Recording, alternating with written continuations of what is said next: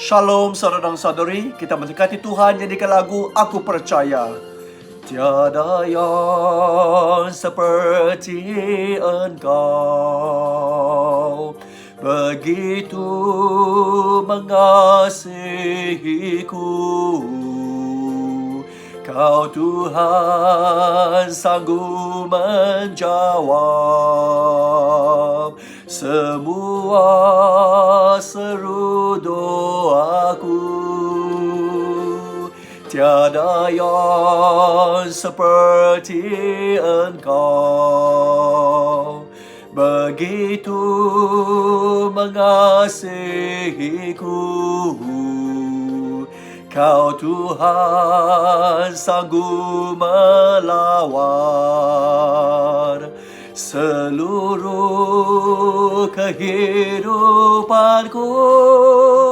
Aku percaya Tuhanku ajaib. Kau turun tangan memulihkanku. Aku percaya Tuhanku dahsyat. Kau turun tangan memberkatiku. Mari kita bersatu dalam doa.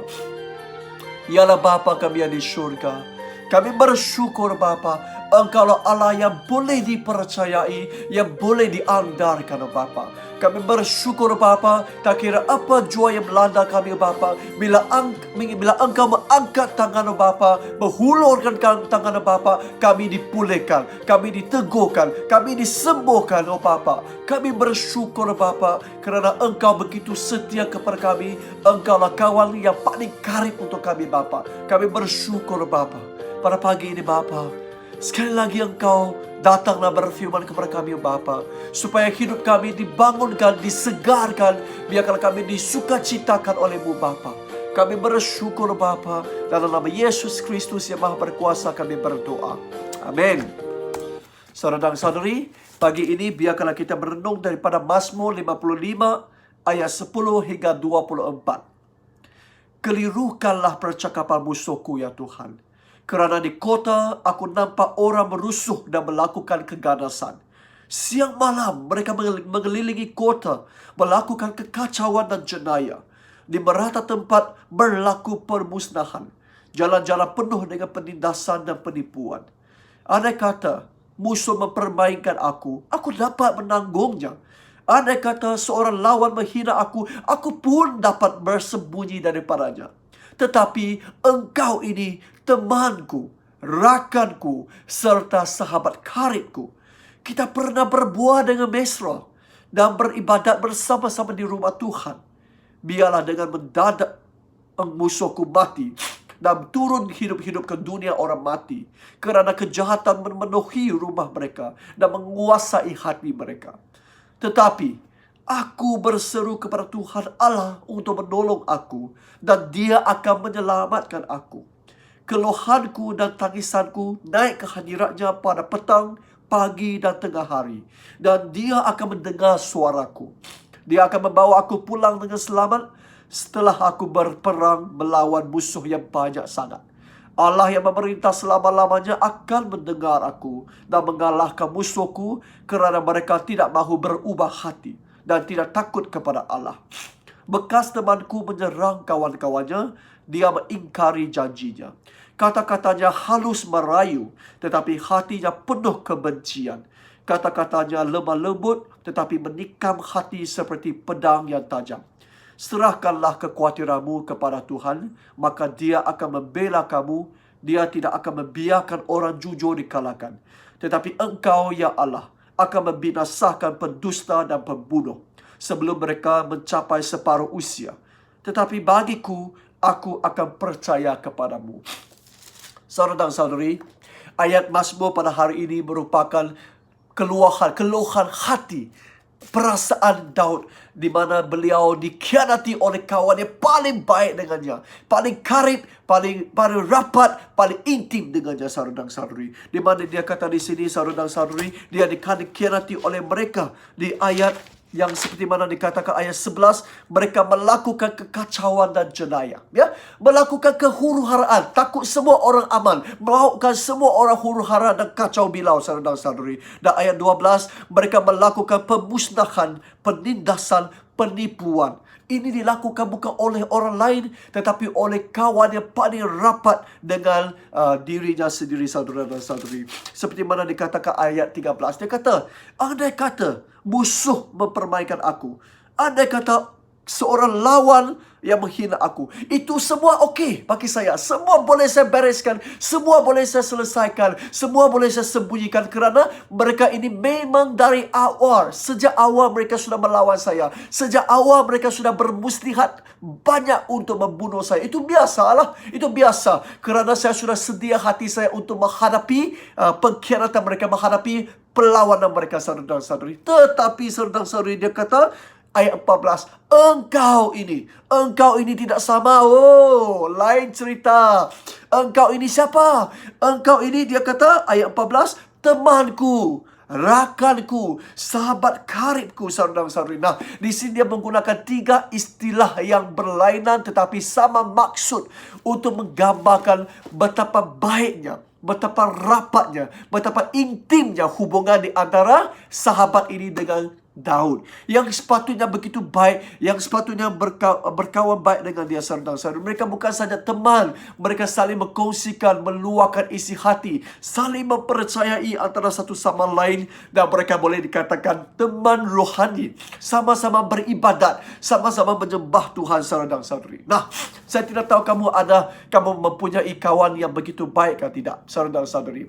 Kawan yang begitu baik biasanya kita akan menaruh kepercayaan sepenuhnya terhadapnya. Betul? Kita percaya kita boleh meluahkan rahsia, semua isi hati kita boleh cakap dengan dia. Kita percaya bahawa dia akan zip mulut untuk kita, ya. Dia akan memegang rahsia ini untuk kita. Betul tak? Kita percaya dia. Dan kita juga percaya bahawa bila kita menangis di depan dia, berduka cita di depannya, dia tidak akan mengejek kita. Dia tidak akan kata, hahaha, pada muka. Tidak. Dia akan mendengar kita. Dia akan menangis bersama-sama dengan kita. Kita yakin bahawa dia adalah yang seperasaan. Boleh berbelas kasihan dengan kita. Betul tak? Itu yang kita percaya kepada kawan baik kita, saudara-saudari. Dan kita menaruh kepercayaan yang begitu tinggi, harapan yang begitu tinggi. Kita yakin dia adalah seorang yang matang. Dia boleh tolong kita, dia boleh membantu kita bila orang menyerang kita, ya. Dia boleh membantu kita sama-sama menewaskan serangan daripada musuh bila musuh datang mengacau kita, ya. Itu kawan karib, itu sahabat baik, saudara dan saudari. Tetapi bagi Daud, luka yang dibawa oleh kawan karibnya ini jauh lebih besar daripada kawan-kawan lain, ya. Kerana selama ini mereka lah yang dipercayai Daud, tetapi sekarang mereka pula yang mengkhianati Daud dengan terang-terang, saudara dan saudari. Ini memang mengkhianati Daud, saudara dan saudari. Jadi saya yakin bagi Daud, dia sangat dilukai. Kenapa saya tahu macam tu? Kerana ayat 16, sehinggalah Daud dia sanggup mengutuk kawan baik dia. Apa dia kata? Biarlah dengan mendadak musuhku mati dan turun hidup-hidup ke dunia orang mati, kerana kejahatan memenuhi rumah mereka dan menguasai hati mereka. Wow, kita jarang mendengar Daud mengutuk kawan, tetapi ini kalilah dia mengutuk kawan sahabat baik karibnya sendiri, saudara dan saudari, bahawa alangkah baiknya kamu mati segera. Dia pakai mendadak, mati segera, saudara dan saudari, supaya alangkah baiknya kamu tidak hidup di bumi ini. Kamu hidup di bumi ini begitu celaka, kamu begitu menganiai kawan karib kamu sendiri. Lebih baik kamu mati sajalah. Parai ajalah, naik buang hidup lagi. Ini adalah kutukan daripada Daud. Kita tengok raja yang begitu diperkenankan Tuhan juga mengeluarkan kata-kata kutukan itu. Kita boleh nampak betapa sakitnya, betapa lukanya hati Daud oleh kerana sahabat karibnya. Saudara dan saudari, saya tidak tahu hari ini pernahkah kamu dikhianati oleh kawan karib kamu, saudara dan saudari? Ya, pernahkah saudara dan saudari? Ya, saya yakin kalau kita dikhianati kawan, saya pernah mengalami saudara dan saudari. Saya pernah mengalami dikhianati oleh kawan yang paling saya harapkan, paling saya percayakan saudara dan saudari. Sebenarnya saya pernah menggembalakan di sebuah gereja. Kamu tahulah, kalau kamu tanya pastor, siapa kawan saya? Sebenarnya semakin lama saya menjadi pastor, semakin kurang kawan-kawan saya. Kerana saya tidak mungkin pergi bergaul dengan rakan-rakan sekelas saya pada Form 5 kah, pada sekolah rendah kah. Itu sudah lama tidak kontak saudara dan saudari. Walaupun saya balik ke Bintulu pun, saya jarang akan berpeluang bertemu dengan kawan. Kerana saya balik Bintulu dengan begitu singkat, 2 hari, 3 hari. Paling-paling pun saya bersama dengan ahli keluarga di rumah ataupun makan di restoran. Itu saja. Itulah sebabnya semakin lama kami menjadi pastor, semakin kurang kawan kami. Jadi siapa kawan saya? Sebila saya menggembalakan di gereja itu, memang di setiap gereja saya anggap AJK, pemimpin-pemimpin gereja merupakan kawan karib saya. Mereka lah yang sama otak dengan saya. Mereka yang sama sepikiran dengan saya sepatutnya. Dan saya boleh mengkongsikan semua perasaan saya, semua pandangan jauh saya, semua misi dan visi saya. Saya boleh kongsikan dengan mereka. Dan saya boleh luahkan bila saya sedih, saya boleh luahkan masalah saya dengan mereka, minta mereka doakan. Bila saya marah, saya pun boleh beritahu mereka kenapa saya marah. Itu kerana saya percaya mereka. Dan saya yakin selama ini, saya yakin AJK saya, walaupun saya tahu mereka tidak berapa matang, ada mentaliti yang tidak berapa betul, tapi saudara dan saudari, saya mengambil masa bersama-sama dengan mereka. Setiap minggu buat kelas dengan mereka. Dan saya harap saya boleh mengubah mentaliti mereka dengan menggunakan firman Tuhan, supaya jangan selalu hanya mementingkan diri sendiri. Jangan utamakan kepentingan diri sendiri, tetapi mementingkan kepentingan orang lain. Saya ajar mereka supaya jangan dapat sesuatu daripada orang, tetapi memberi sesuatu kepada orang. Kerana Alkitab kata, memberi lebih diberkati daripada menerima. Amin. Jadi saudara dan saudari, saya mengajar mereka supaya menjadi teladan untuk semua jemaat. Kerana kini mereka sudah AJK, sudah pemimpin gereja, patut menjadi teladan kepada semua orang. Jadi saya mengajar mereka supaya boleh memahami kehendak Allah, mengutamakan kehendak Allah. Segala perkara, segala harta benda, aset di dalam gereja adalah milikkan Allah. Allah boleh pakai aset dia untuk segala urusan kerajaannya. Walaupun itu bukan untuk gereja sendiri, tetapi untuk gereja lain, itu semua boleh. Kerana semua itu adalah kerajaan Allah. Saudara dan saudari, itu yang saya meluangkan masa 1 tahun, 2 tahun, 3 tahun, 1 minggu, 2 minggu, tidak 3 minggu berturut-turut saya bersama-sama dengan mereka. Saya boleh katakan, orang yang paling kerap saya jumpa adalah AJK. Orang yang paling rapat dengan saya adalah AJK. Orang yang paling memahami saya sepatutnya, paling memahami misi saya, cara pentadbiran saya, tujuan saya, semua sepatutnya AJK yang paling memahami. Betul? Saudara dan saudari. Jadi saya anggap AJK sebagai kawan, saya anggap AJK sebagai sahabat karib. Di mana-mana gereja, bukan di gereja sekarang. Saya pernah menggembalakan di sebuah gereja lain, saya menganggap semua AJK sebagai kawan saya. Tapi saudara dan saudari, akhirnya siapa yang mengkhianati saya, saudara dan saudari? Siapa yang menekam di belakang saya, saudara dan saudari? Siapa yang memimpin untuk menyerang saya terlebih dahulu, saudara dan saudari? Tidak lain, tidak bukan, tetapi kawan karib yang begitu rapat, begitu baik, yang bersama-sama dengan saya setiap minggu itu. Itulah mereka yang memimpin untuk menyerang saya dan boleh meluahkan betapa banyak komen lah. Ini di gereja lain lah. Gereja yang dulu saya pernah menggembalakan. Saudara dan saudara, apa mereka kata? Saya pernah dengar macam-macam. Macam-macam komplain. Seperti mana dia kata, nadai gunalah Reverend Tok. Pilih kasih. Tidak adil. Bermaharaja lela. Buat sendiri. Tidak tanya pendapat kami dan semuanya, saudara dan saudari. Sedangkan setiap kali kami bincang bersama, buat keputusan bersama, tetapi masih sampai hati mereka komplain cakap macam tu, mengeluarkan penipuan macam itu, tuduhan yang tidak betul seperti itu. Nah, saudara dan saudari, kalau kamu adalah saya, Apa perasaan kamu, saudara dan saudari? Kalau kamu selama ini meluangkan masa, menaruh harapan, menaruh kepercayaan kepada satu kumpulan kawan ini, tetapi pada akhirnya kumpulannya sepatutnya defend kamu, yang sepatutnya mempertahankan kamu, tetapi mereka pula yang mula menyerang kamu, memimpin untuk menyerang kamu. Apa perasaan kamu, saudara dan saudari? Wow, saya boleh bagi tahu saudara dan saudari, pada waktu itu, saudara dan saudari, ya, bagi saya, yang musuh itu, yang tidak matang itu, memanglah biarlah. Kerana sudah dari awal saya tahu sikap mereka macam itu. Tetapi ada juga pemimpin yang berpengalaman, pemimpin yang dianggap matang, dianggap harapan untuk gereja, juga terlibat dalam masalah itu. Wow, saudara dan saudari, hati saya pada waktu itu sangat sakit, sangat luka. Dan saya terfikir mau pindah gereja. Saya terfikir mau keluarlah, buang saja gereja ini, tak ada guna. Begitu banyak masa, begitu banyak usaha saya buat untuk gereja ini, tetapi tidak dikenang jasa. Tetapi mereka menyerang saya semata-mata hanya kerana kepentingan diri mereka dijejaskan, saudara dan saudara. Mereka tidak mendapat apa yang mereka inginkan daripada gereja. Itulah kerana mereka menyerang saya. Saudara dan saudari, ini betul-betul lah seperti Daud. Saya mengalami apa yang seperti Daud. Sangat luka. Dan betul-betul pada waktu itu saya pun harap biarlah mereka mati.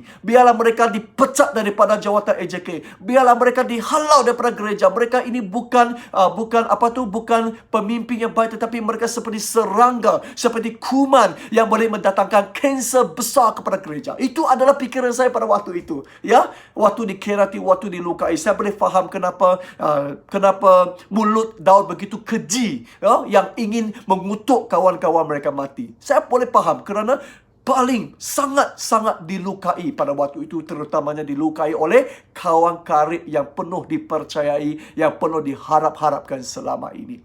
Tapi saudara dan saudari, puji Tuhan, dengan cepatnya Allah juga bertindak di atas kita. Dengan cepatnya Daud kembali ke depan Tuhan. Apa dia kata? Ayat 17. Tetapi aku berseru kepada Tuhan Allah untuk menolong aku. Dia akan menyelamatkan aku. Keluhanku dan tangisanku naik ke hadiratnya pada petang, pagi dan tengah hari. Dan dia akan mendengar suaraku. Dia akan membawa aku pulang dengan selamat setelah aku berperang melawan musuh yang banyak sangat.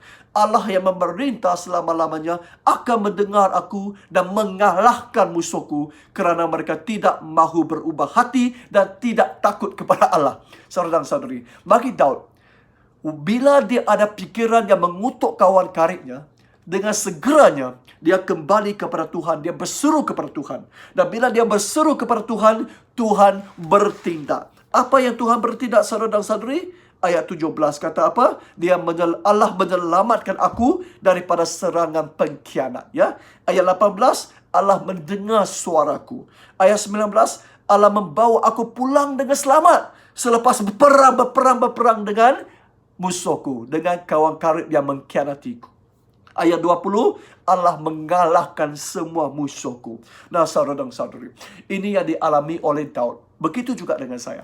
Waktu saya dikhianati oleh kawan, walaupun hati saya penuh dilukai, dan saya harap mereka dilucut jawatan dan sebagainya, dihapuskan sel-sel kanser ini, tapi segeranya saya kembali kepada Tuhan.